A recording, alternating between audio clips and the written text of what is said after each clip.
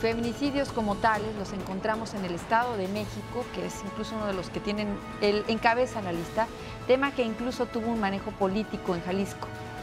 Pues vamos a decir que aquí en su casa, en nuestra casa, en nuestro estado, pues el tema no se ha hablado del todo como quisiéramos. Hoy nos visita el licenciado Omar Luna Osorio, coordinador de asesores de la Procuraduría, y también nos acompaña la coordinadora del Comité de América Latina y el Caribe para la Defensa de los Derechos de las Mujeres.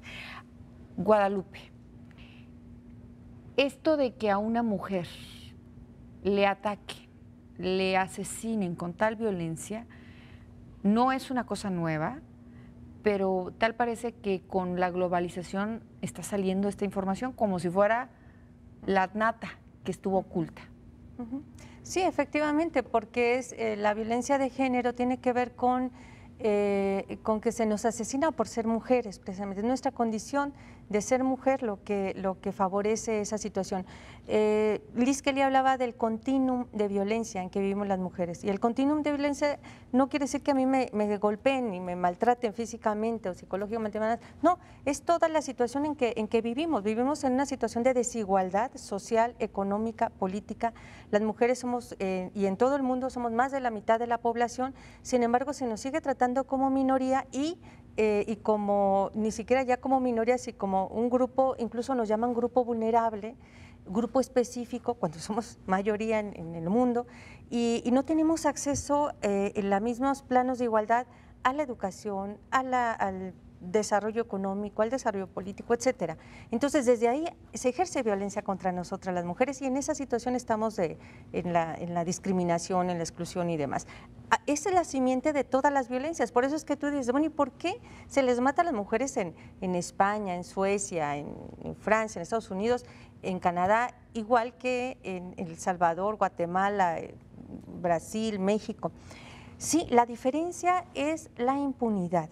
O sea, en todos estos países hay una cultura machista, por supuesto, en algunos más acendrada, en otros menos. Estamos en unas sociedades patriarcales. El mundo se ha insertado, se ha desarrollado en una sociedad patriarcal en donde se ha valorado por encima de todo lo masculino. El masculino es el modelo, el ejemplo a seguir y lo femenino es como la copia de, ¿no? Es como o el complementillo. Nos así, llaman el complemento y demás, ¿no? Entonces, esta cultura de devaloración de lo femenino, de sobrevaloración de lo masculino, nos sitúa en riesgo, y ahí está la simiente de las múltiples violencias que vivimos. El caso de la psicóloga del CEMS asesinada fue clasificado como parricidio. ¿Por qué lo tomaron como parricidio? Ok, comentaba hace unos momentos pues la situación que estableció el legislador, el nacimiento de los protocolos al término de 60 días.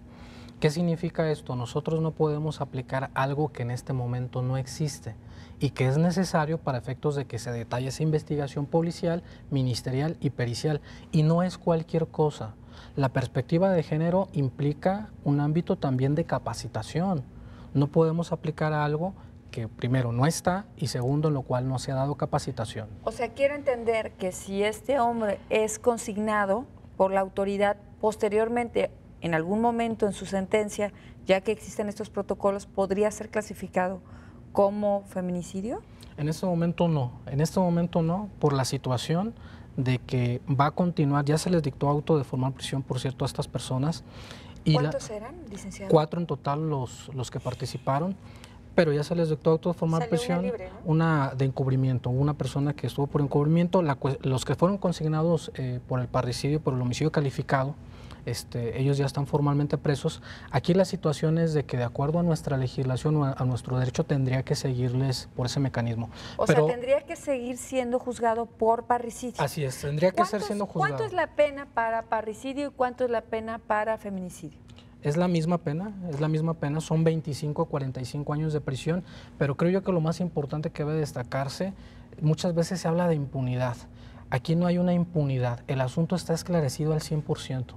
¿Están presos los asesinos? Están presos los asesinos. Están consignados, pero a lo que nosotras hemos hecho insistencia y que nos parece que hubo una mala consignación por parte de la Procuraduría, es que se invisibiliza otra vez la problemática. Aquí estamos hablando de esa problemática que de pronto sale, dices tú, ¿y por qué pareciera esta moda que ahora en todo el mundo, en todas partes se habla de feminicidios, de asesinatos de género, de violencia de género? No, ahí estaba invisible, no se permitía que brotara, que saliera. Ahora hemos logrado una serie de normativas, incluyendo la tipificación de feminicidio, para visibilizar esa problemática. Esa es la importancia de tener un tipo penal autónomo de esta naturaleza. Cuando nosotros nos decían acerca de la penalidad, que si iba a ser la misma o si era diferente, decíamos nosotras, no estriba en la penalidad la sustancia o la esencia de la diferencia entre un tipo penal y el otro, porque no vale la vida más de una persona ser hombre o ser mujer, o si asesina a una mujer, asesina a un hombre, no, la vida vale la misma, es lo mismo.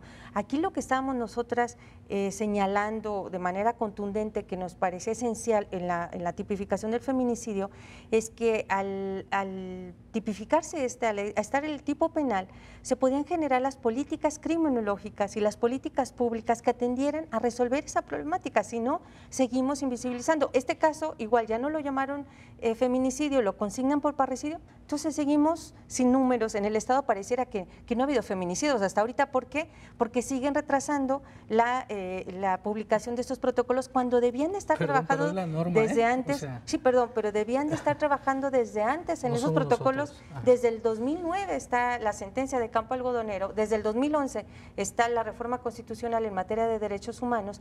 En todo este año, desde el año pasado se presentó la iniciativa. Es una culpa compartida, podemos decir, ¿no? El Congreso del Estado, si tiene una sentencia de una corte internacional, ¿no? Sí, la sentencia no obliga solamente al Congreso del Estado, sino obliga a todo el Estado mexicano. Okay. Y como Estado mexicano, la propia Procuraduría tendría que haber asumido la parte que le correspondía hacer. Vamos, ¿no? Aquí una cuestión, ¿quién legisla?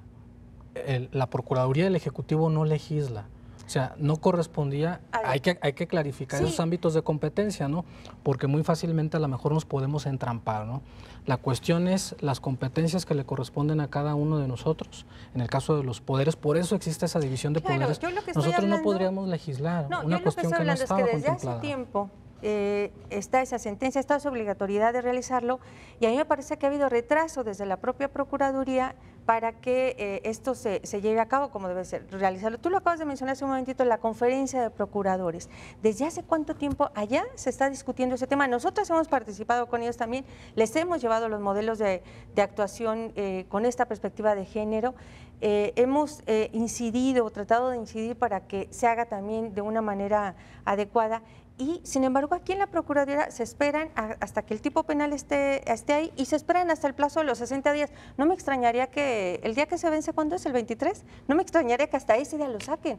O sea, yo esperaría que incluso desde antes se convocara una discusión amplia de esos protocolos para ver si de veras cumplen con todas las formalidades, ¿no? Perdón que te interrumpa, porque sí me es importante para mí aclarar un punto. La Procuraduría desde el 2007 creó una Fiscalía de Género que está inclusive en el Instituto Jalisciense de las Mujeres. Es decir, nosotros no hemos sido omisos, inclusive fue mucho antes de la emisión de la sentencia que fue del 2009. ¿Cuál es la situación que cambia o cuál es la situación que varía en este momento? La existencia o la necesidad de ampliar la capacitación y de alguna forma irlo masificando. Esa es la situación en la cual nos enfrentamos en este momento, pero sin lugar a dudas que la Procuraduría ha estado atenta a los problemas y a las situaciones que se han ido presentando en la sociedad. También se han presentado campañas de prevención de la violencia de género, y en específico la capacitación aún mucho antes de la salida de estas reformas. Nosotros hemos trabajado en eso, definitivamente. Voy a hacer una pausa y hace aproximadamente unos meses, creo que 3, el capítulo México fue analizado por las Naciones Unidas. Sí. Las mujeres mexicanas fueron analizadas por otras mujeres de todo el mundo y sacaron números que no son muy gratos y que nos ponen en un foco rojo sin necesidad de que obliguemos a vencer los plazos. En un momento más regresamos.